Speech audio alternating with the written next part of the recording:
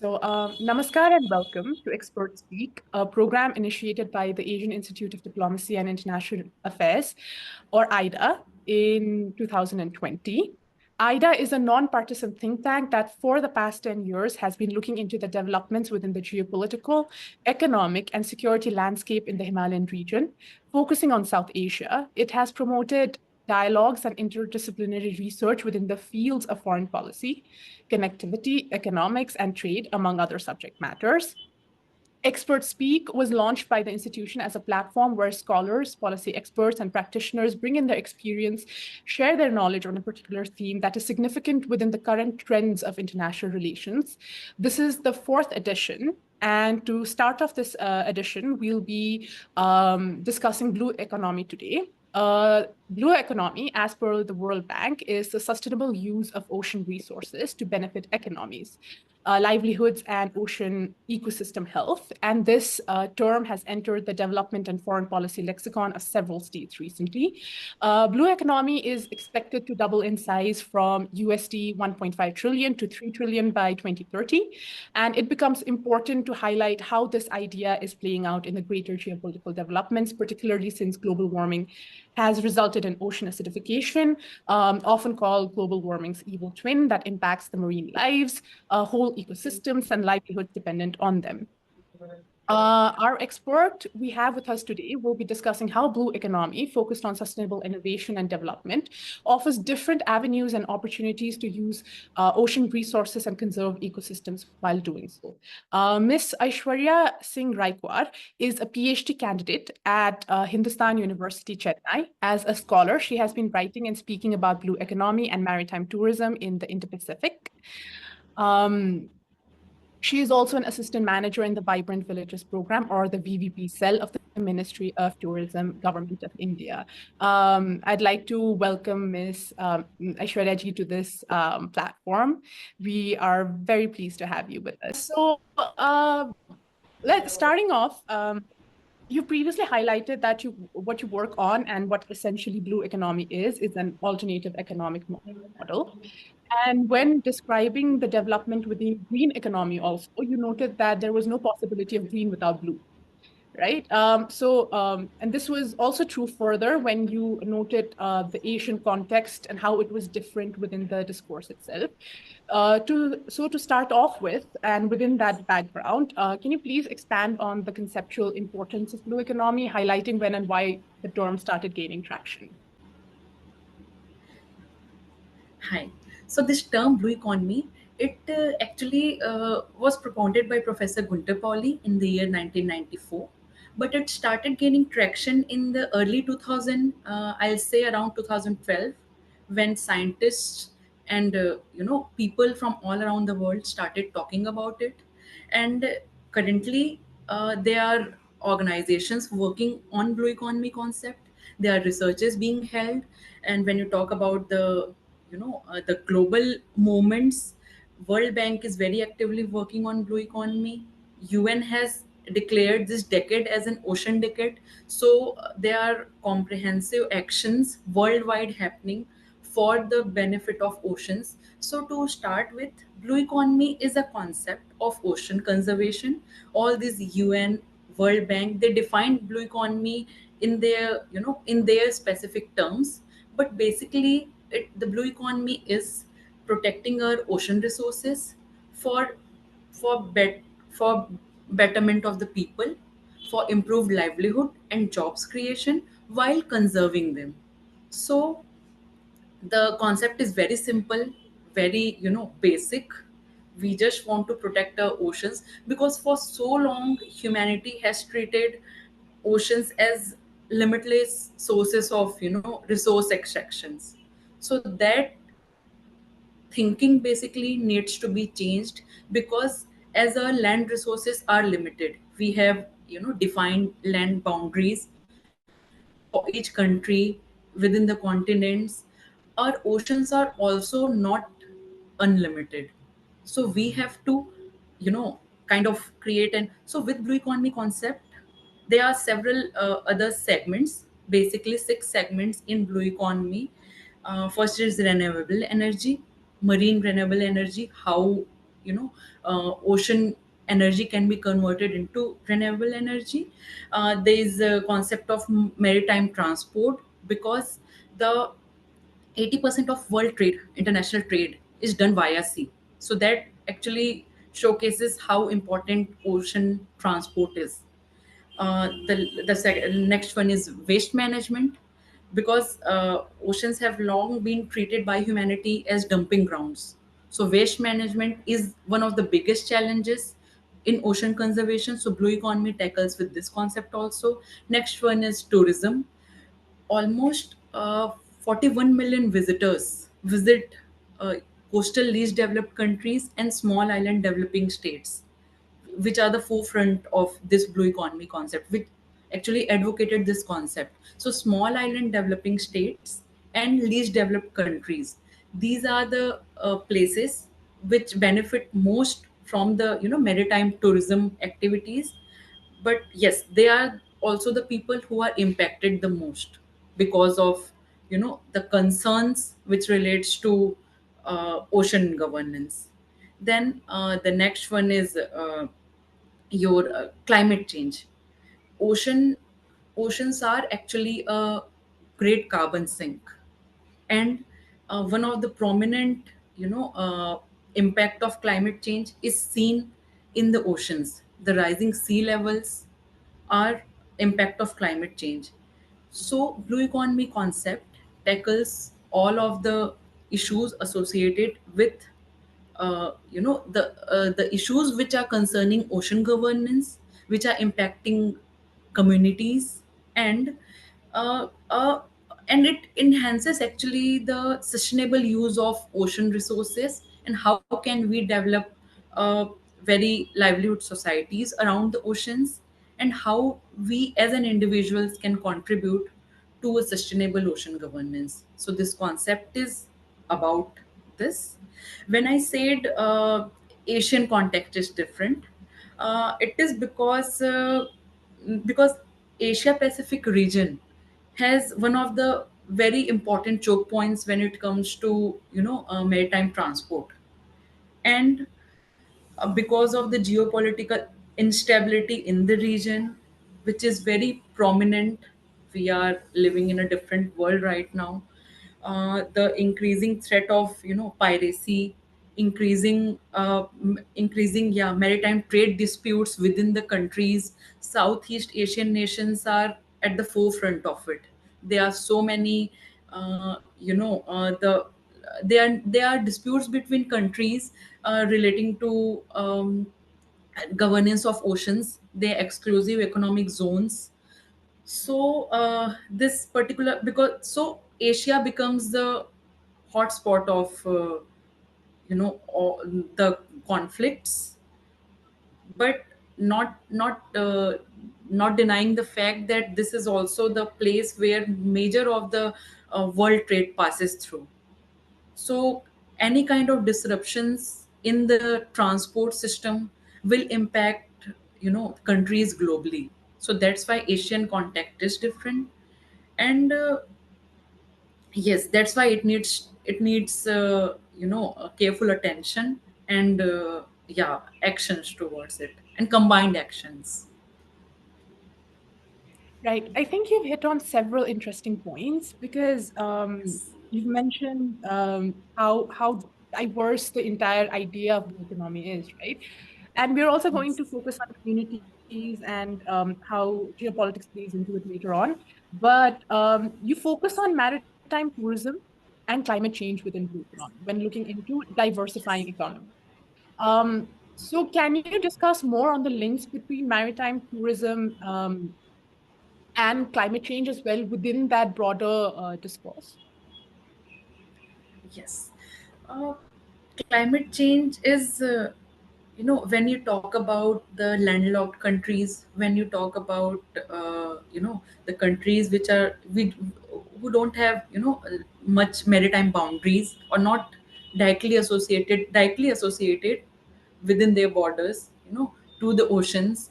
So the impact of climate change is different for those countries. The change in weather patterns, okay, extreme climate conditions, extreme, like Asia is one of the hotspot for extreme weather events. But when it comes to people or the communities or the nations associated directly with, or the island nations which are directly associated with oceans, they are, so these communities, these nations are actually most impacted.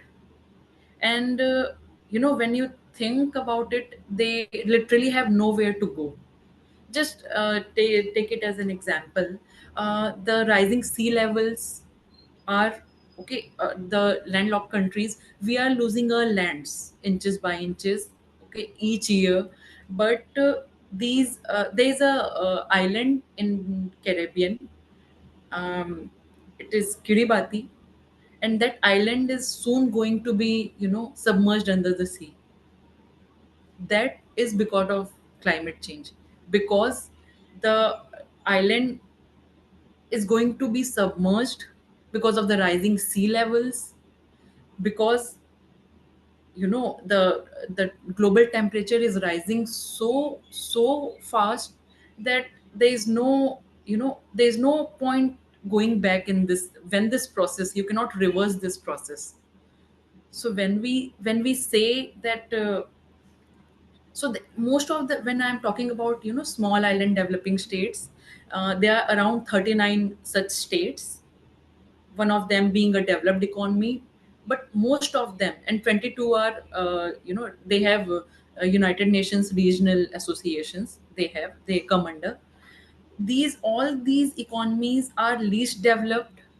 They are fighting poverty. They are very low income countries, and they are heavily reliant on tourism.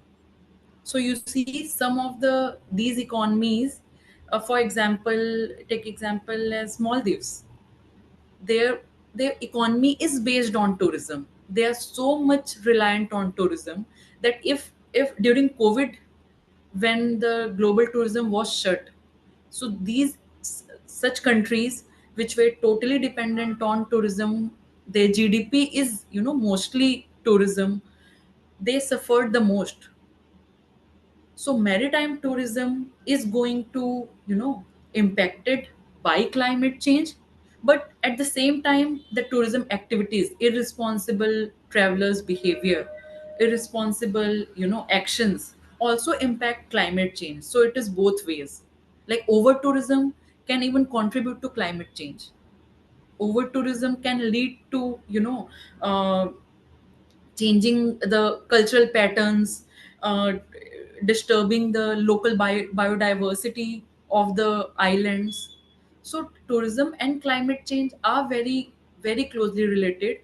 When we talk about the landlocked countries, yeah, the repercussions are, seem in different ways. But when it comes to these coastal nations, it is directly impacted by climate change, and it also impacts climate change. So the actions, so the required effort needs to be done from both the sides. So maritime tourism also needs to be more responsible, more sustainable. That's what blue economy concept propagates. Tourism has to be more responsible. The carrying capacity of destinations, so they has to be look into when defining tourism policies for these vulnerable areas, for these nations. And yes, so that has to be in the forefront of policy actions when it comes to tourism and mitigating climate change. Okay, so you raised some very pertinent points, right? And you've also raised the issue of how policies needs to be geared towards certain levels of sustainability in activities, like maritime tourism and such. What I'm also interested in to actually learn was that you previously also mentioned that maritime tourism also lends to economic benefits to communities that sort of depend on it, right? And it's also very interesting because How do you see this? How do you see the role of local or coastal communities, like within, and how they're sort of prioritized within blue economy policies, or when moving towards the idea of sustainable blue economy as a whole? The blue economy concept, places people at first.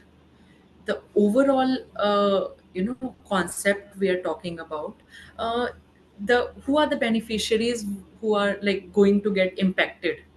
There is one more segment in blue economy, that is sustainable fisheries. So that directly, associates people.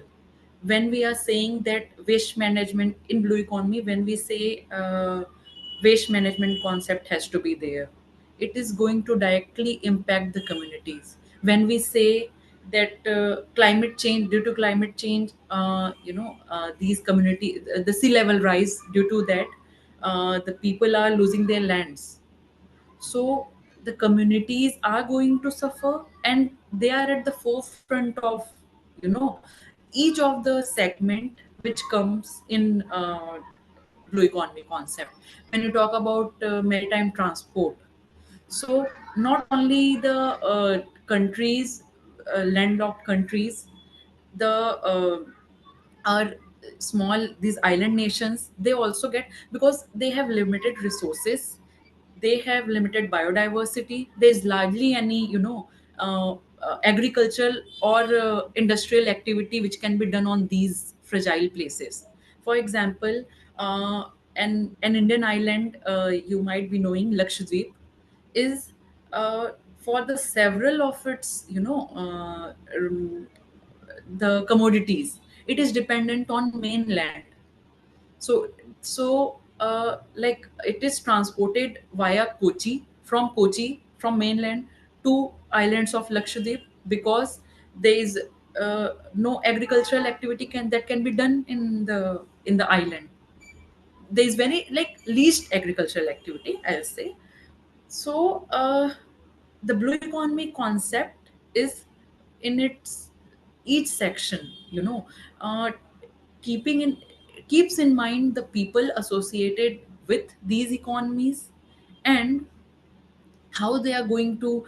When we say tourism, we we don't want to destroy the, most of the people living in these exotic locations, in these island nations, are indigenous tribes, or indigenous people. So we don't want to destroy their culture. We don't want to, kind of, they are still some islands in the world which are totally, they have no contact with the with outside world. They don't want to. There are several islands. One such island is in Andaman Nicobar. They are completely. So while we want to promote tourism, responsible tourism in these islands, through blue economy we are saying that we want to sustainably promote, tourism. We also have to keep in mind that we cannot, interfere with the cultural identities these people have. So this concept, when we say that we want to, grow tourism sustainably in these locations, so that is at the forefront of, all the actions and activities which comes under blue economy, that people are, most important in this whole concept. And each of the segment touches on, community development, how they can be benefited, how, if there are any, because there are some, what to say, some of the negative impacts of, all the development activities. It always happens. None of the development can happen, without causing something. So what we are trying to do is, we are trying to, minimize the impacts, that minimize the negative impacts that can, harm people, environment, oceans. Because if we say that maritime transport is bad for oceans, but we cannot stop the transporting goods via sea, because the yeah, yes. So that is the so people are at the forefront of this concept.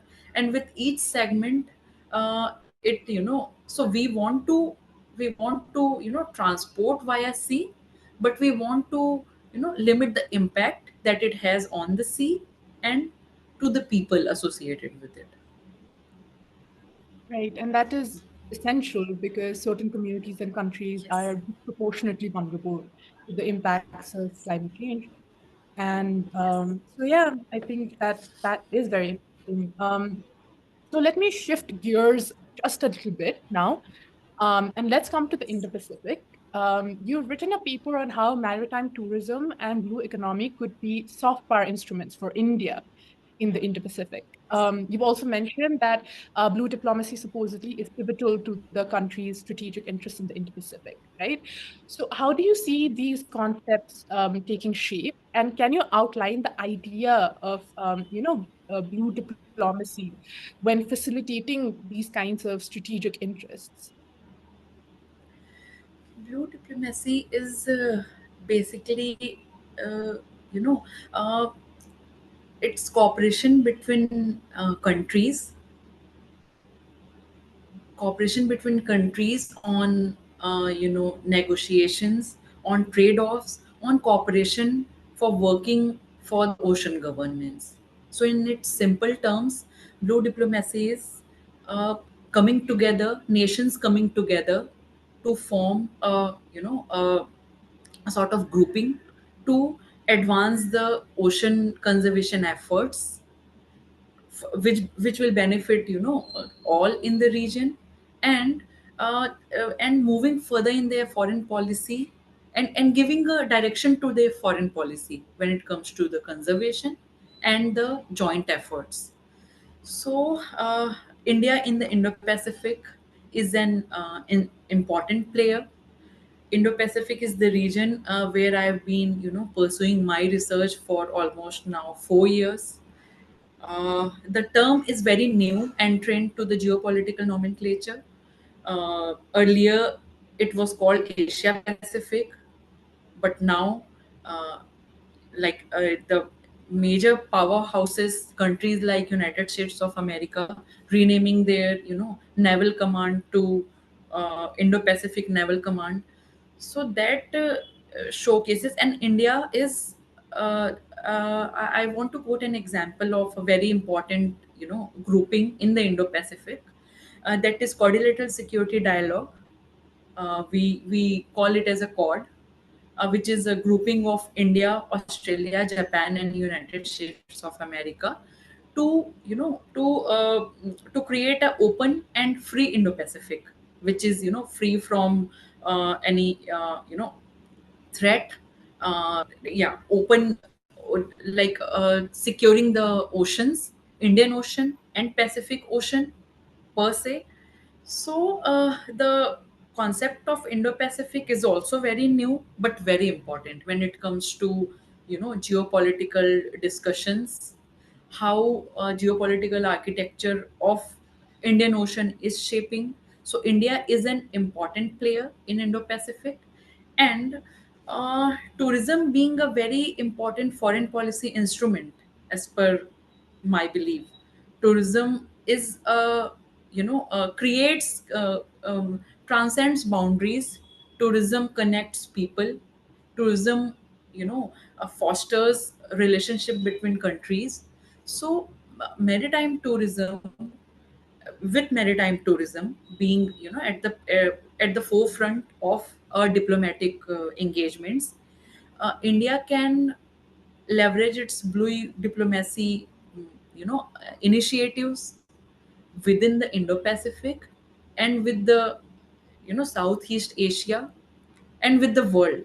Blue diplomacy uh, is very it will be a very important initiative to advance blue economy developments in the region as a whole, because uh, uh, when we talk about ocean governance, when we talk about ocean conservation, it cannot be, only one country's discourse, I'll say, because uh, oceans are shared development spaces. Until unless the countries, they work together, they cannot be, uh, we cannot think of free and open ocean spaces. We cannot expect those kind of outcomes. There is a threat of increasing maritime piracy in the oceans. So there is a requirement of joint patrolling, there's requirement of joint you know military efforts, joint yes, so securing ocean boundaries also is very important, and that can be effectively done if countries come together. And blue diplomacy, with blue diplomacy, the countries can start working on how joint efforts in blue economy will shape, and yeah, they can decide the future course of action for the for the combined benefits and for the comprehensive actions. That's interesting because oceans have always been impacted by ideologies as well, right? As you said, from the Asia Pacific to the Indo-Pacific, the idea of a free and open Yes. Indo-Pacific itself is a very, a geopolitically motivated terminology that has recently come Yes. into usage by a lot of. So what I'm getting is that there are a lot of challenges as well, right? When you conceive of a sustainable blue economy, or when you conceive of a blue economic policy that sort of brings in all of these and ties in all of these ideas together, right? And all of these aspiration and interests together. So, in your perception, because you've touched upon a few of these ideas already, so you've spoken about the ideological differences, you've spoken about how climate change is leading to ocean acidification, rising sea levels. In the cases of SIDS, it's almost existential crisis.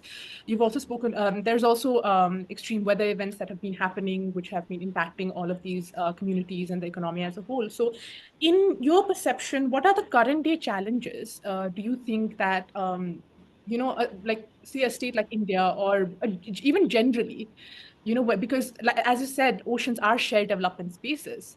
So what are the current day challenges when moving towards a vision of a shared sustainable blue economy in the when you take oceans today, when you look at perceive oceans today? Yes, the very first challenge and very basic, how I consider it for a layman, in a layman perspective, is awareness. Uh, People are really not aware that uh, we are causing harm to the ocean to this scale. Like millions of tons of waste is getting every year in the oceans. And they are yeah, companies, they are people, they are agencies like UN, like ADB, which are working for the to find the solutions to what can be done to this waste, which is directly getting into the sea. The preliminary challenge remains, people are not aware, people are not educated. When I say I'll tell you, like from India, I'm one of the very few people who are doing research on blue economy. So it is India being such the land of so diversity, the people from in all the backgrounds, like but this particular so I'll be one of the few people who are touching upon this aspect of economy, I'll say. And so it's a basic and preliminary challenge remains, people are not aware, people are ignorant. Even if they are aware, they see it as like it's not a very it's not a problem of like very like we are going to face it very soon. They take it as okay, this is going to happen in thousand of years or something. So this is how the humanity has progressed. Like now um, we are trying to limit our global warming to 1.5 degrees. But yeah, that really seems to be so. It's very recent that we have started, there are conferences being happening, there are like discussions, serious discussions happening on climate change, on you know so the very concept of blue economy, uh, when I say I'm working on something like this, uh, like none of my family members, they get it. This they think like yeah, in my TED talk, when I was asking people that mm, how many of you have heard about term blue economy, so there were hardly people who said like, okay, that might be something because it's blue, so maybe it is related to ocean, or maybe related to sky or something. So that is the and because the concept is new, you know uh, so in how I see it as a like I'm going to start a initiative from my end, okay, to to create awareness on blue economy. To I'm trying to connect with like-minded people, with researchers worldwide who are working on blue economy concept, and who want to make it a very like make it a topic of discussions, who want to create awareness in their countries. So that way I'm also trying to engage with several youth led initiatives to bring together the youths for this shared cause. So for there are some countries also, it's not like that nothing is happening. There are people, there are countries which are which have started working on this concept. Like my country, India, is developing blue economy draft policy, and government is asking for suggestions in the draft policy. So by 2030, India aims to be a blue economy nation. So the very important and point is, I'll say, is starting. Okay, like this is going to be ocean decade. So by 2030, even if like not all the Indians are aware, but even like if 20%, 30% Indians are also, if they are aware of this concept, they want to contribute to this cause, then I think yeah, like change starts, yeah, from us only. So whatever in my capacity I can do, I'm trying to do. And coming to platforms like this, it gives yeah, it gives voice to such causes. So the like you cannot see very changes happening very soon when it comes to blue economy development. But there are very good examples. I want to quote few of them uh, from the nations which are like Bangladesh. Bangladesh is really doing great in terms of blue economy. They have being a small nation, but yet they're like the kind of work they have started doing. They have organized several conferences on blue economy. So Bangladesh is one such example. Uh, in Asia, in Pacific, I'll say Maldives has started, because yes, they are totally dependent on, and Maldives is also a country which is facing the ill effects of tourism, over tourism, and climate change. So that is one such country. Seychelles is doing very good in terms of. And yeah, there are several African countries also, they have started initiative of coming up with their blue economy policy. So these policies, while at the framing stage, it will take time for them to get to the implementation stage, and then to to come up with results. But yeah, it's good eyes, I'll say, to start with, that yes, countries have, you know, started thinking about it, and they have initiated some actions in their spaces. Yeah, I completely agree because awareness, as you said, is a very important matter within the subject. I think, yeah, it is a very new terminology.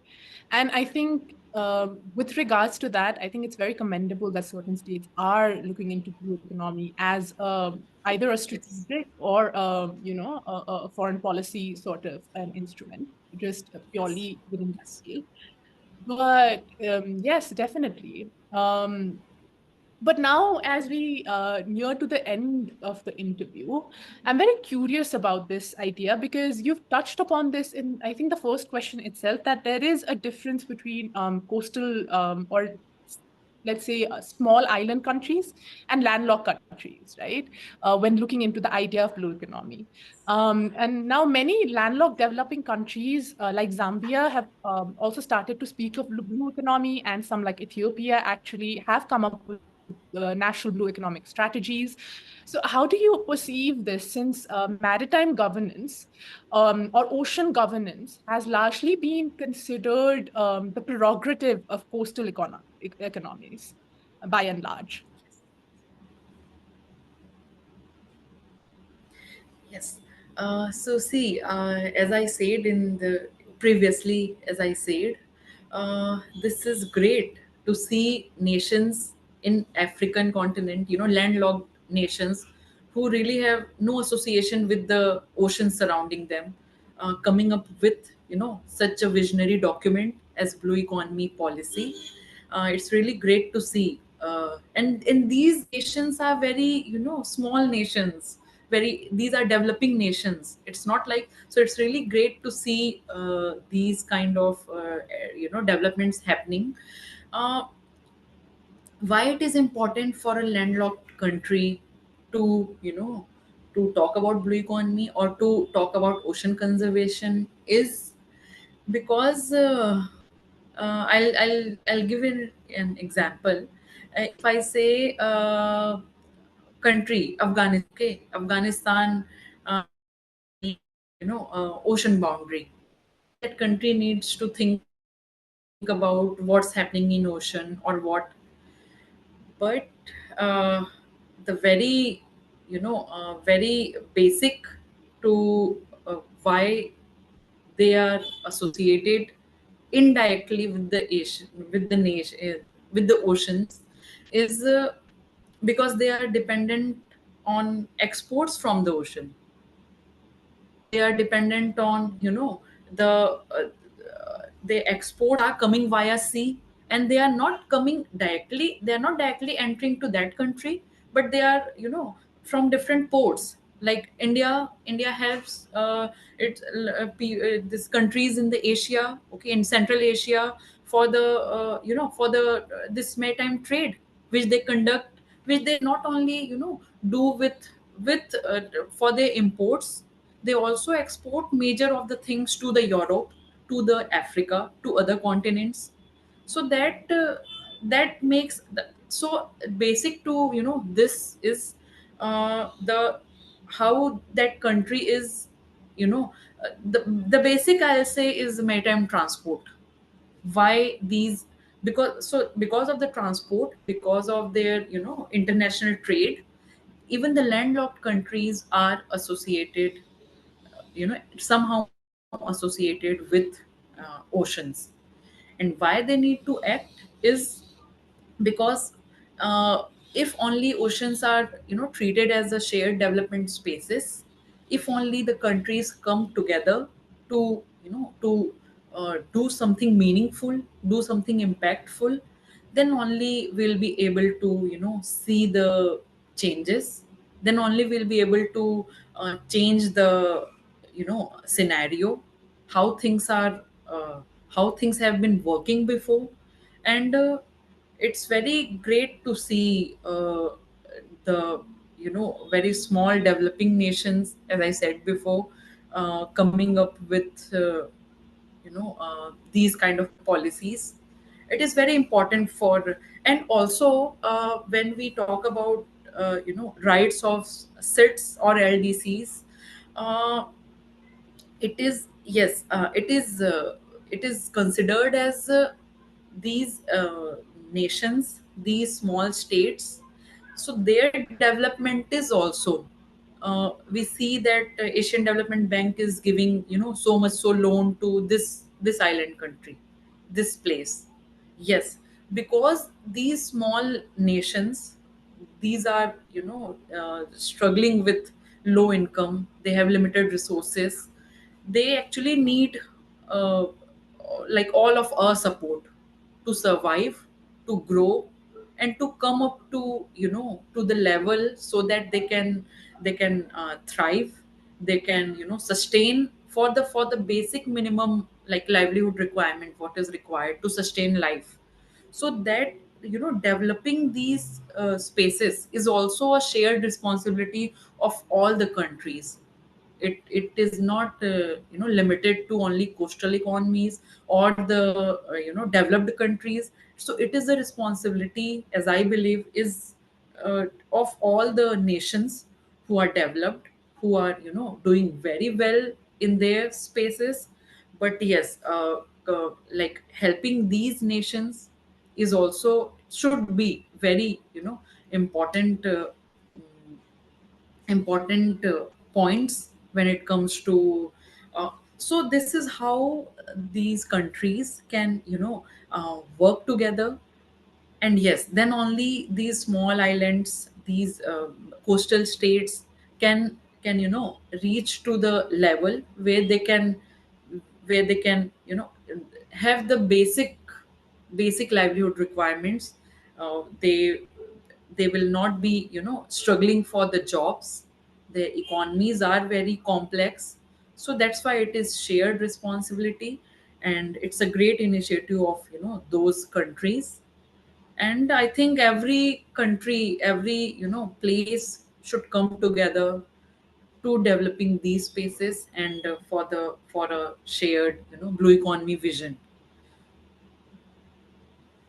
Right, absolutely. And let's hope that this continues to happen and that your initiative to work with people who have been, working on blue economy um, bears fruit very, very soon. We wish you all the luck for that. And with that, we end this interview. It was an incredibly insightful conversation, like I knew it would be. And thank you so much for joining us, Aishwarya ji. We hope to engage with you more in the future. Yes, yes. Thank you very much for having me here. I really appreciate your initiative for to bring me here, and to give a platform to share my insights, and yeah, contributing to a very little that I'm trying to do from my side. So thank you very much. And yes, even I am looking forward to more such discussions, and yes, more initiatives that will benefit you know uh, all of us as a whole. Thank you so much. I Thank think Aishwarya ji's TED Talk is also very, very informative. So everyone should go and give that a watch at least once. So with that,